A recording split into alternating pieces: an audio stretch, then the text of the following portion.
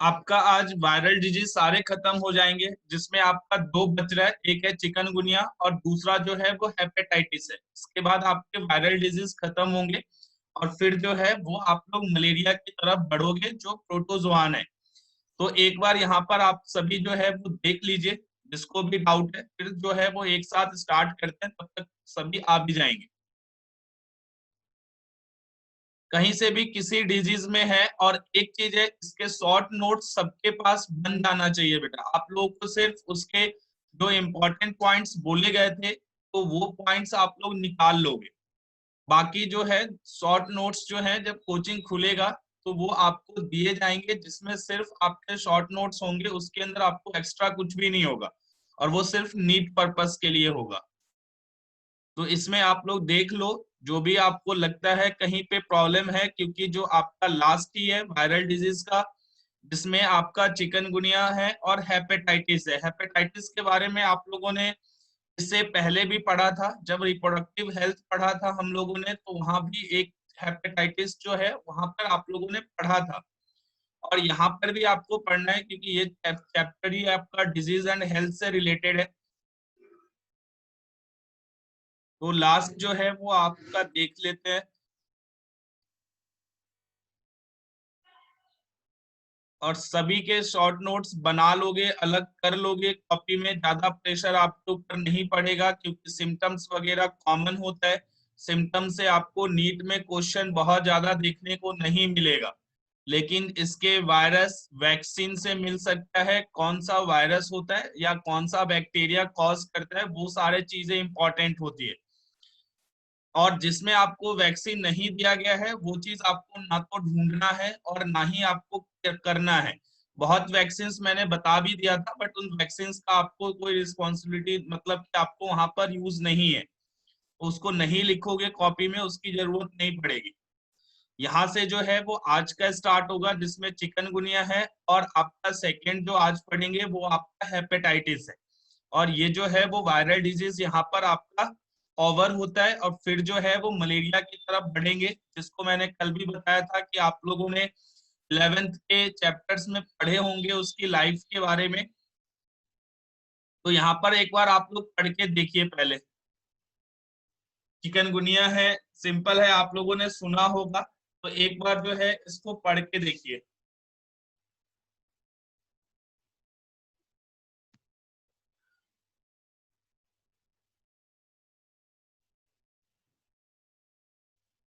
2-3 minute wait करते हैं, सभी आ जाते हैं तो एक साथ स्टार्ट करेंगे। और सिलेबस टेस्ट का जो भी था आप लोगों ने बताया नहीं, बता दीजिएगा मैसेज करके कि मेरे हिसाब से ये कंफर्टेबल है, मैं ये कर सकता हूँ। जैसा होगा उस तरीके से आप लोग बताइएगा। रिव्यू टेस्ट का, पॉकेट टेस्ट में तो हेल्थ एंड डिजीज ही रहेगा, लेकिन उसके बाद जो टेस्ट होगा उसमें आपको रिव्यू टेस्ट में जो है वो सिलेबस थोड़ा ज्यादा होगा, तो आप लोग थोड़ा सा उसको बताइएगा।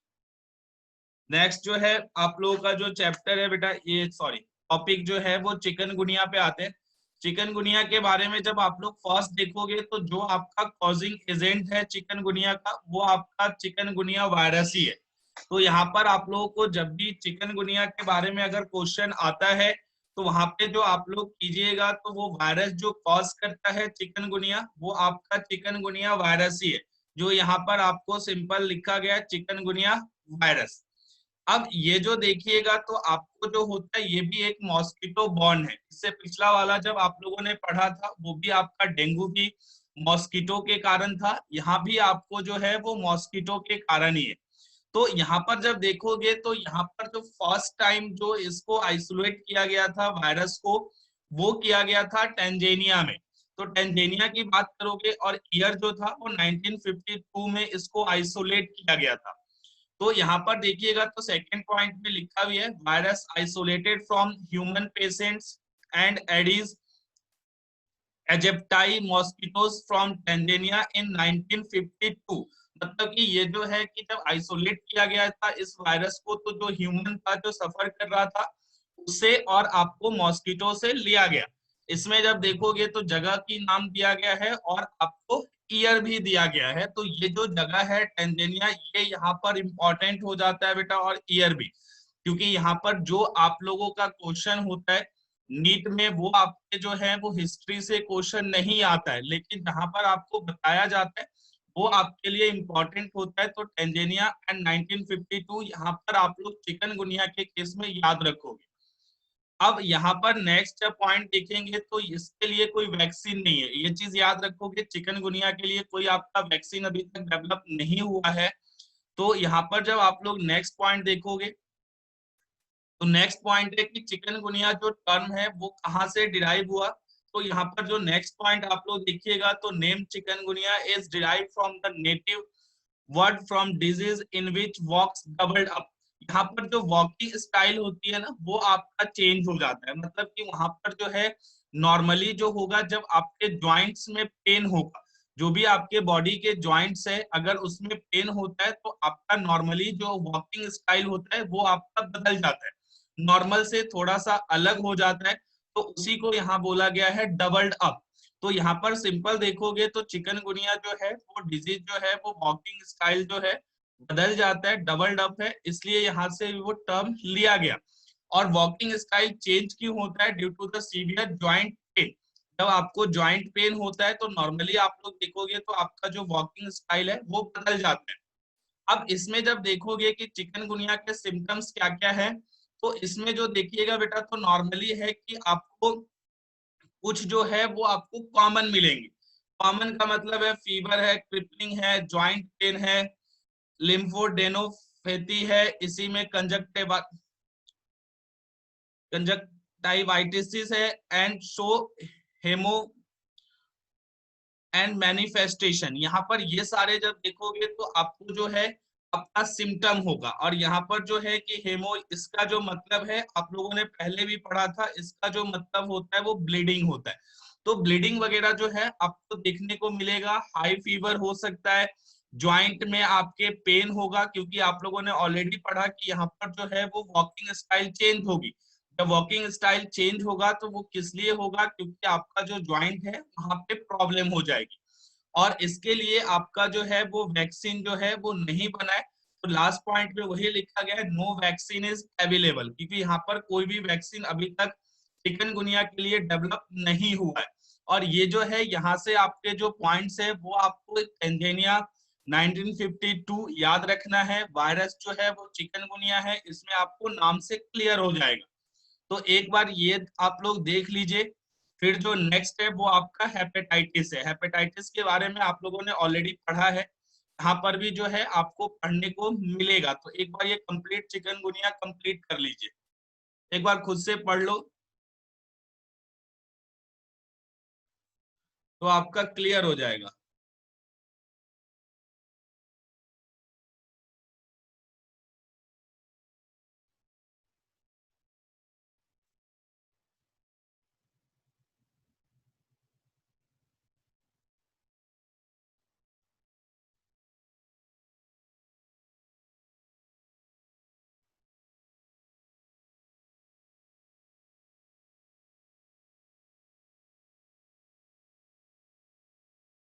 और कुछ का मतलब लिखना है तो वो लिख सकते हो। यहाँ पर चिकनगुनिया के केस में क्रिप्टिंग का मतलब होता है कि अगर आपका जो मूवमेंट है वो सही से प्रॉपर नहीं हो रहा है तो वो होता है।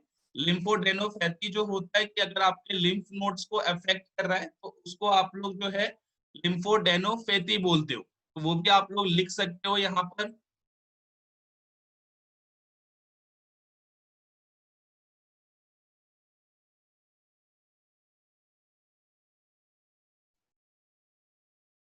नेक्स्ट जो है कंजक्टाइवाइटिस, उसका जब मतलब लिखिएगा तो वो आप लोग लिख लोगे कि कंजक्टिवा ऑफ द आई जो होता है वहां पर इन्फ्लामेशन होगा।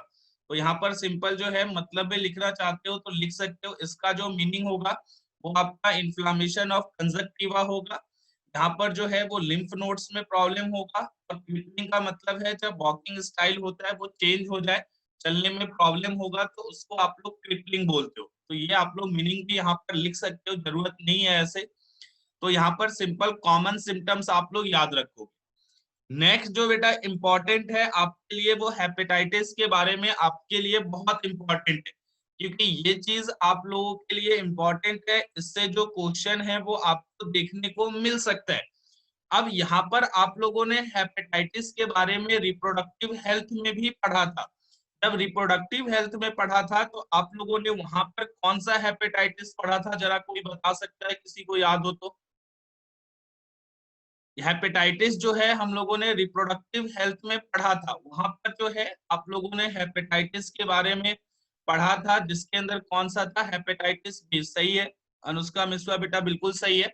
अब यहाँ पर जो देखोगे ना बेटा कि हेपेटाइटिस के जो डिफरेंट वेराइटीज हैं, ये अलग अलग कौन से हेपेटाइटिस है, जिसमें आप लोगों ने सुना होगा कि हेपेटाइटिस ए होता है, बी होता है, सी होता है, डी होता है और ए होता है, ई होता है, सॉरी। अब यहाँ पर देखोगे तो ये जो पांचों के पांचों हैं वो आपको यहाँ पर डिटेल में भी दिया जाएगा, लेकिन जो यहाँ पर जो सबसे इम्पोर्टेंट है कि क्या आप लोगों से क्वेश्चन करेगा नीट में अगर देखा जाए, तो वो जो होता है बेटा वो थोड़ा सा मैंने यहाँ पर अलग कर भी दिया है सभी पढ़ने के बाद। यहाँ पर जो ये पांच देख रहे हो, जिसमें आप लोग क्लियर देखोगे तो HIV, सॉरी हेपेटाइटिस ए है, हेपेटाइटिस बी है, सी है, डी है और ई है।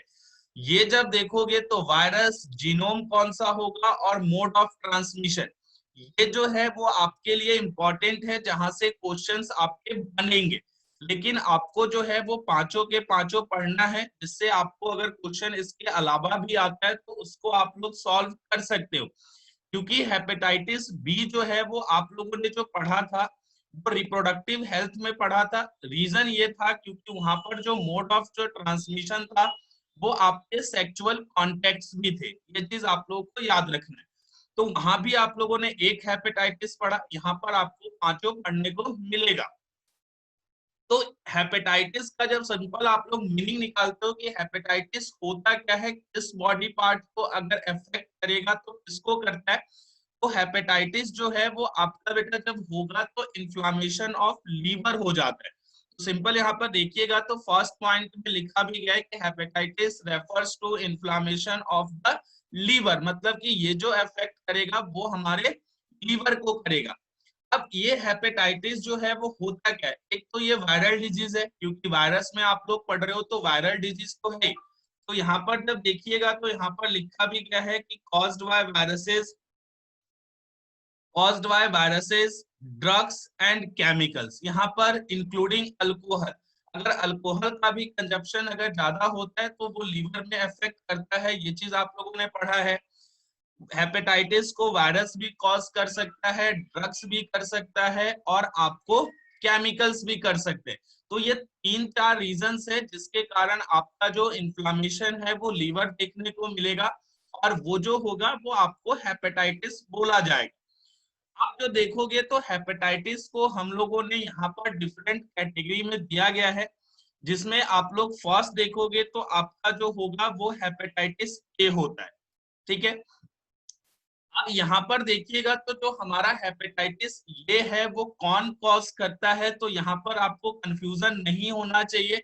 सिंपल लिखोगे हेपेटाइटिस ए वायरस, मतलब कि यहाँ पर अगर हम इसका शॉर्ट फॉर्म भी यूज करेंगे तो HAV हो जाएगा। HAV का मतलब, और याद रखना कि जब भी आपसे नीट में क्वेश्चन पूछेगा तो HAV मतलब कि आपसे क्वेश्चन एब्रीविएशन पे पूछे जाएंगे। आपको पूरा नहीं लिख देगा कि H मतलब कि हेपेटाइटिस ए वायरस के कारण कौन सा होगा, वो आपको थोड़ा सा कंफ्यूज करने के लिए आपको जो लिखेंगे वो शॉर्ट फॉर्म यूज करेंगे, जैसे कि HAV है।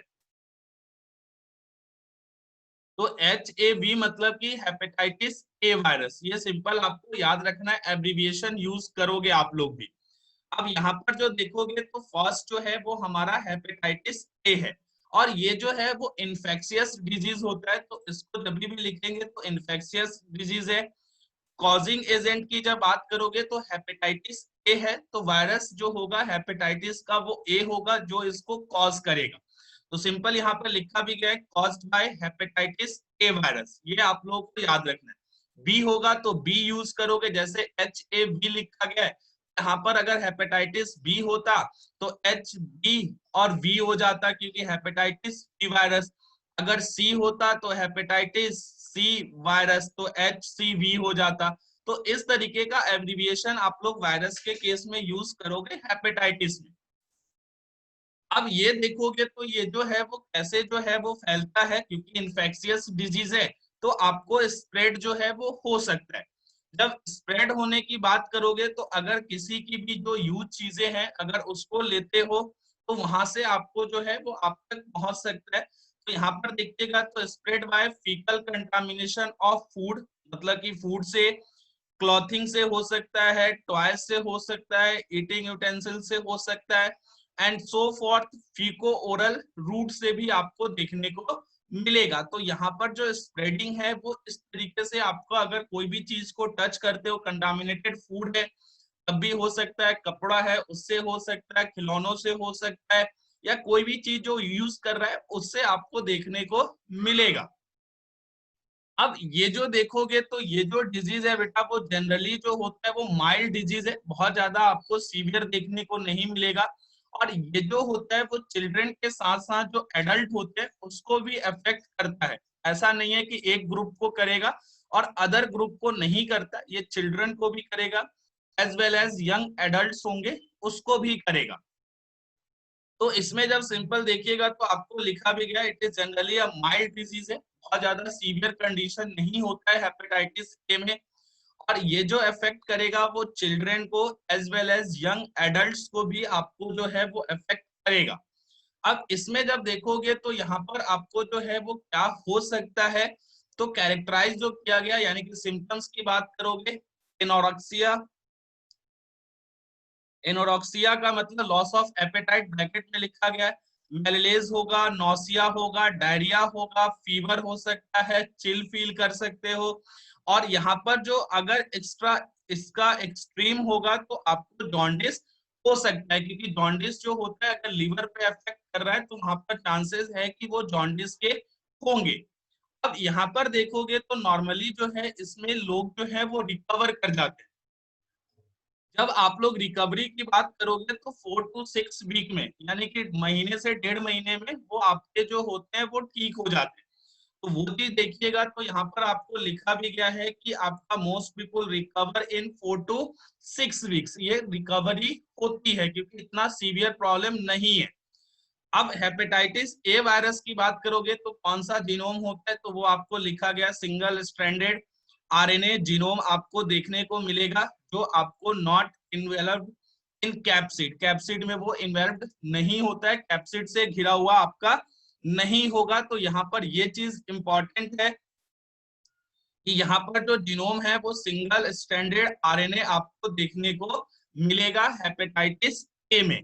तो यहाँ पर आपको सिंपल जो है कि हेपेटाइटिस ए है, एक बार इसको आप लोग पढ़ के देखिए।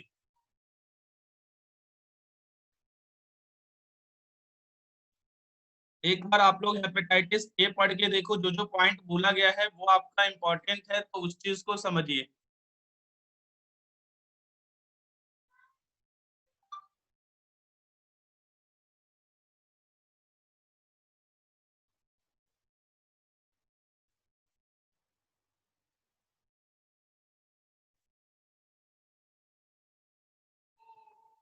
और सारा जो है वो आपको रीडिंग एक बार डालना जरूरी है।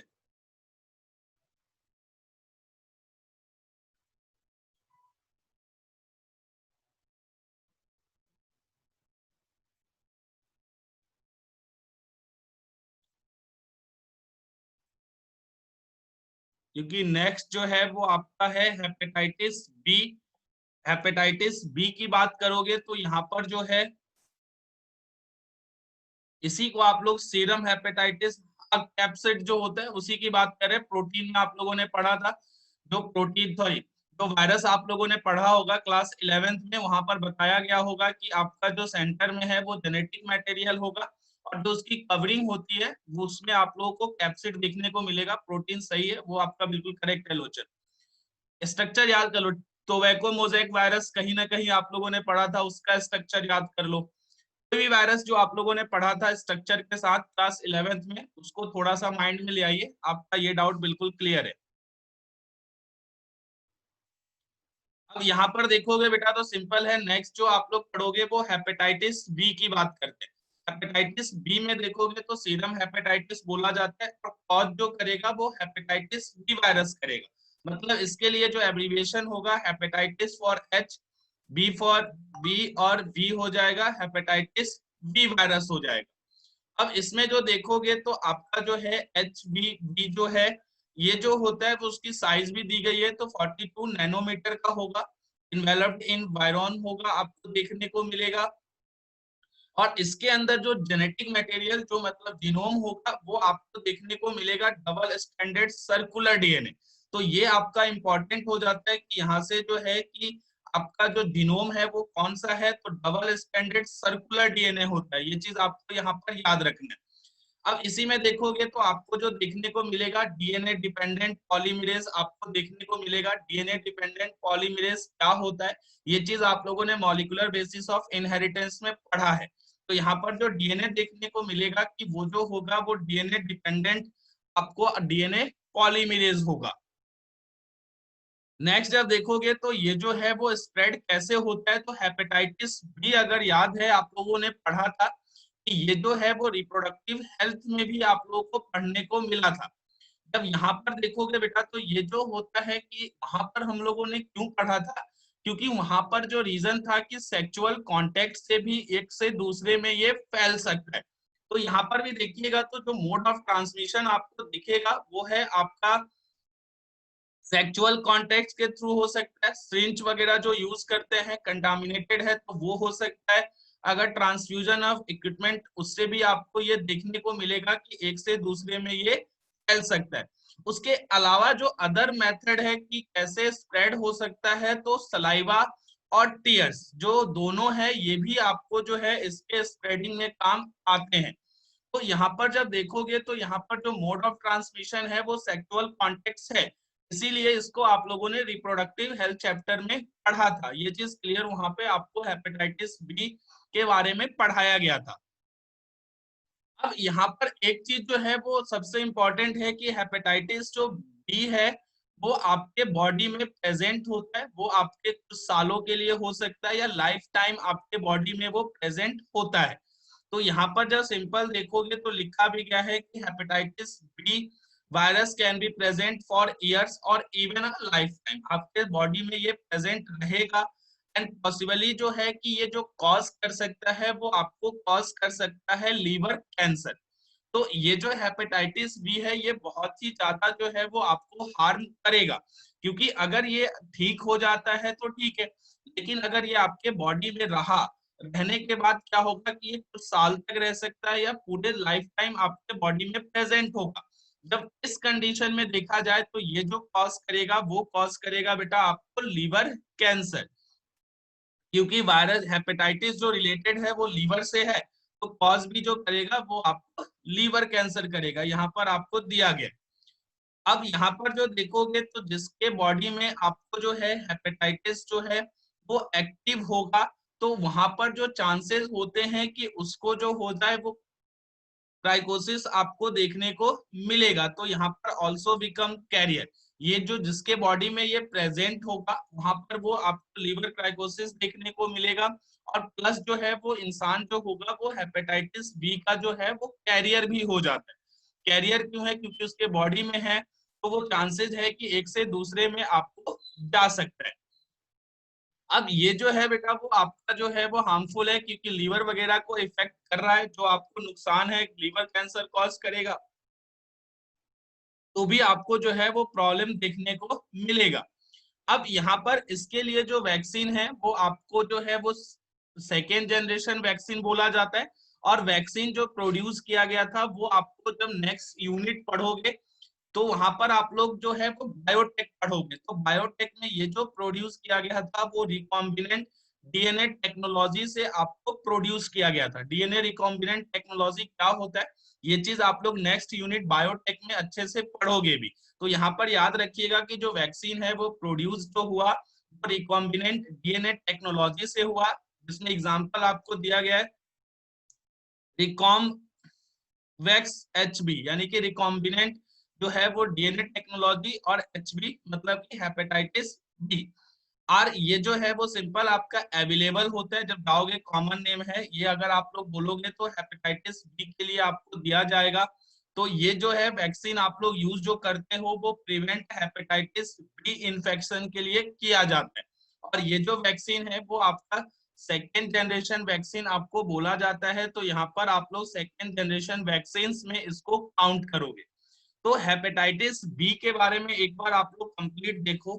हेपेटाइटिस बी जो है वो इंपॉर्टेंट होता है क्योंकि ये जो है वो दो जगह आप लोग पढ़ते हो, सेक्स रिप्रोडक्टिव हेल्थ में प्लस जो है आपको ह्यूमन हेल्थ एंड डिजीज में भी। तो यहाँ पर अगर देखेंगे तो सेक्सुअल कॉन्टेक्ट है जिस कारण से वहां पर आप लोग पढ़ते हो। तो एक बार आप लोग देखिए।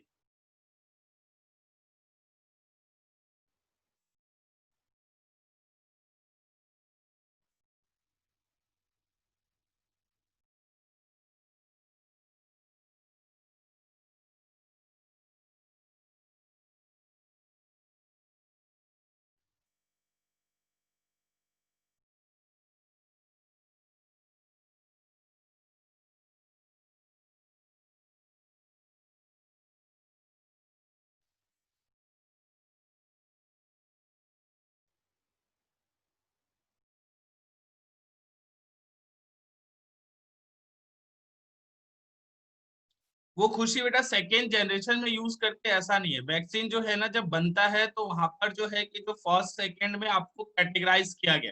जब इसको वैक्सीन के बारे में आप लोग डिटेलिंग पढ़ोगे तो वहां पर आपको पता चलेगा कि वहां पर जो है वो वैक्सीन फर्स्ट जनरेशन और वैक्सीन सेकेंड जनरेशन बोला जाता है। जो वैक्सीन प्रोड्यूस होता है ये यूज नहीं होता है, वो आपका जो वैक्सीन है उसको आपको बोला जाता है।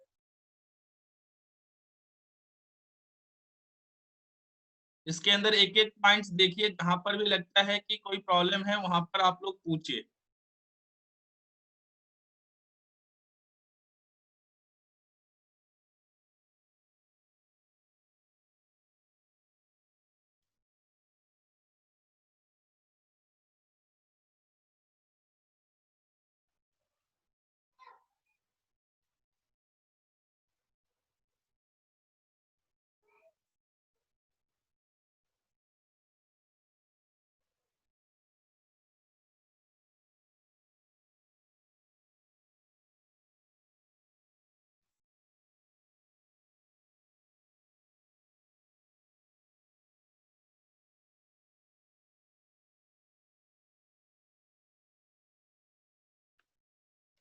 इसको कंप्लीट पढ़ के देखो आप लोग।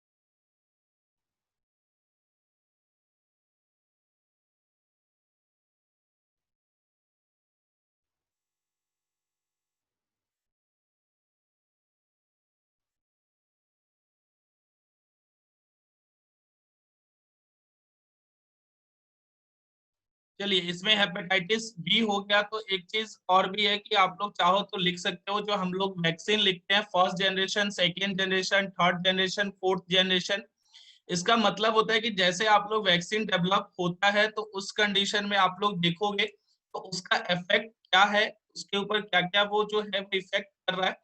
अगर सेकेंड जनरेशन बेटर है, मतलब जो नेक्स्ट वैक्सीन बनाया गया वो अगर बेटर है, तो उस हिसाब से उसको कैटेगरी कर दिया जाता है। तो फर्स्ट भी हो सकता है, सेकेंड भी हो सकता है, थर्ड भी हो सकता है, और आपको फोर्थ भी हो सकता है। नेक्स्ट जो देखोगे तो हेपेटाइटिस आपको सी दिखेगा ना। इसमें एक चीज है, इसको याद रखना, common non A and non B hepatitis, ना तो ये ए है ना ही बी है। और ये जो कॉज करेगा वो कॉज करता है हेपेटाइटिस सी। तो यहाँ पर जब लिखोगे तो एच सी बी होगा, मतलब हेपेटाइटिस सी वायरस इसको कॉज करेगा। अब ये जो बेटा स्प्रेड होगा वो सिंपल याद रखिएगा, तो ये ब्लड ट्रांसफ्यूजन से आपको जो है वो स्प्रेड हो सकता है। और हेपेटाइटिस सी जब देखिएगा तो यहाँ पर जो होगा, जो कॉज करेगा वो कैंसर, लीवर कैंसर और क्राइकोसिस जो है वो दो चीजों को ये कॉज कर सकता है। तो लीवर आपको कैंसर भी हो सकता है और क्राइकोसिस भी आपको दिखने को मिलेगा। और इसके अंदर जो जीनोम देखोगे तो यहाँ पर लिखा भी गया S S R N A, यहाँ पर आपको देखने को मिलेगा। तो it has enveloped virion with S S R N A. तो यहाँ पर जीनोम जो होगा वो आपको जो देखने को मिलेगा वो S S R N A हो जाता है। नेक्स्ट जब यहाँ पर देखोगे तो आपका जो है वो हेपेटाइटिस आपको सी के बाद जो आएगा वो हेपेटाइटिस आपका डी आता है, क्योंकि यहाँ पर आपको ई तक पढ़ना है, 5 पढ़ना है। और हेपेटाइटिस बी जब बात करोगे तो ये जो है वो डेल्टा हेपेटाइटिस है। तो डेल्टा हेपेटाइटिस से भी क्वेश्चन आ सकता है। और जो करेगा वो आपको हेपेटाइटिस बी वायरस कॉज करेगा, जिसके अंदर आपको genome S S R N A आपको देखने को मिलेगा। इसके लिए जो एब्रिविएशन यूज होगा वो हेपेटाइटिस डी वी होगा, मतलब कि हेपेटाइटिस डी वायरस हो जाएगा। और ये जो होता है, जैसे मोड ऑफ ट्रांसमिशन देखोगे तो जैसे हमारा हेपेटाइटिस बी होता है, उसी तरीके से ये जो है कि आपका डी भी जो है वो ट्रांसमिट होता है। तो इसलिए आपको ज्यादा कंफ्यूजन नहीं है। अगर हेपेटाइटिस बी का आपको ट्रांसमिशन जो मोड है वो याद है, तो उसी तरीके से हेपेटाइटिस आपका डी भी ट्रांसमिट होता है। तो यहाँ पर जो देखोगे तो अगर किसी को डी होता है तो चांसेस है कि हेपेटाइटिस वहां पर बी भी देखने को मिल सके। तो नेक्स्ट पॉइंट पे देखिएगा तो क्लियर लिखा गया, पर्सन मस्ट बी को इन्फेक्टेड विद हेपेटाइटिस बी भी हो सकता है पहले, और फिर जो है कि आपको देखने को मिलेगा हेपेटाइटिस डी। यहाँ पर अगर डी है तो चांसेस है कि उसको आपको बी भी हुआ होगा। अगर किसी को डी हो जाता है तब यहाँ पर जो है वो बहुत ज्यादा उसके साथ सीवियर कंडीशन आपको देखने को मिलेगा, जिसमें जब देखोगे तो यहाँ पर जो दिखेगा बेटा कि हेपेटाइटिस जो डी है वो आपको जो कॉज करेगा वो लीवर को डैमेज करेगा और सीवियर करेगा। और यहाँ पर जो देखोगे तो यहाँ पर जो फर्टिलिटी रेट है, जो डेथ रेट होता है वो आपका काफी ज्यादा होता है, क्योंकि यहाँ पर ये जो है वो लीवर को डैमेज कर सकता है कंप्लीटली। तो यहाँ पर फर्टिलिटी रेट जो है वो आपका इंक्रीज कर जाता है। अब इसमें जो देखोगे तो आपका जो है कि एच बी डी जो है वो डिफेक्टिव वायरस है, for which H B is a helper. तो यहाँ पर एच बी डी जो होता है वो डिफेक्ट कॉज करेगा, और यहाँ पर जो एच बी वी है वो आपको हेल्पर की तरह काम करेगा। तो ये थोड़ा सा आपको यहाँ पर याद रखना होगा कि एच बी डी और एच बी डी अगर ये देखेंगे तो यहाँ पर एच बी डी जो होगा वो आपको जो है वो कॉज करेगा, डिफेक्टिव वायरस है। और उसके बाद जो देखोगे तो एचबीवी जो होगा वो आपका हेल्पर हो जाएगा। इसके बाद जब नेक्स्ट पॉइंट आप लोग देखोगे इसके बारे में, तो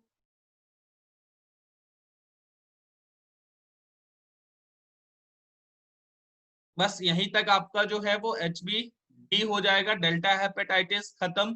उसके बाद लास्ट है जिसमें आप लोगों को जो पढ़ना है वो हेपेटाइटिस ई के बारे में पढ़ना है। अब यहाँ पर जो देखोगे तो हेपेटाइटिस जो ई होता है वो इन्फेक्शियस होता है और NAD बोला जाता है। तो इसको जो हम लोग पढ़ेंगे बेटा वो नेक्स्ट जो है वो ज्वाइन करना 1 ही मिनट है, वो 11:30 पे ज्वाइन कीजिएगा। और जो है ये वायरल डिजीज आज आपका खत्म होगा, क्योंकि हेपेटाइटिस खत्म तो आपका ये वायरल डिजीज भी आपका कवर हो जाता है।